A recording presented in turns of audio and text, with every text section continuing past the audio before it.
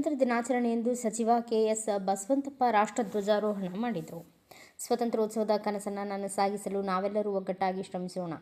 ದೇಶದ ಏಕತೆ, ಸಮಗ್ರತೆ ಮತ್ತು ಆಕಾಂಕ್ಷೆಗಳನ್ನು ರಕ್ಷಿಸುತ್ತಾ ಮುಂದುವರಿಯಲು ಮುಜರಾಯಿ, ಮೀನುಗಾರಿಕೆ, ಬಂದರು ಮತ್ತು ಒಳನಾಡು ಜಲ ಸಾರಿಗೆ ಸಚಿವ ಕೆಎಸ್ ಬಸವಂತಪ್ಪ ಕರೆ ನೀಡಿದರು. ಶನಿವಾರ ಹೊಸಪೇಟೆ ನಗರದ ಜಿಲ್ಲಾ ಕ್ರೀಡಾಂಗಣದಲ್ಲಿ ನಡೆದ 80ನೇ ಸ್ವಾತಂತ್ರ್ಯ ದಿನಾಚರಣೆಯಲ್ಲಿ ರಾಷ್ಟ್ರಧ್ವಜಾರೋಹಣ ನೆರವೇರಿಸಿ ಮಾತನಾಡಿದ ಅವರು, ಯುವ ಕರ್ನಾಟಕ ಮತ್ತು ನವ ಭಾರತವನ್ನು ನಿರ್ಮಿಸುವ ಸಂಕಲ್ಪದೊಂದಿಗೆ ಪ್ರತಿಯೊಬ್ಬರೂ ತಮ್ಮ ಜವಾಬ್ದಾರಿಗಳನ್ನು ನಿಷ್ಠೆಯಿಂದ ನಿರ್ವಹಿಸಬೇಕು ಎಂದು ಹೇಳಿದರು.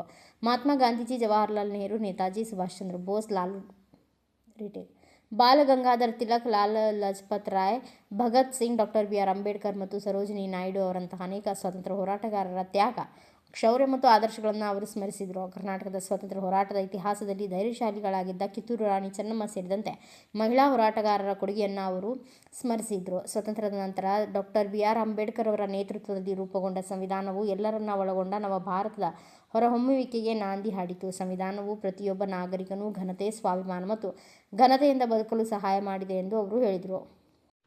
Thanks for watching. Read, discuss and debate with editor Dr. Yan Prashant Rao. Wanted reporters in print, digital and visual media for Bharat Vaibhav Daily Newspaper, BV News 5 Channel and BV Fast Web News from all the talukas of Karnataka, Goa and Maharashtra. If interested, send your resume to 9019229369.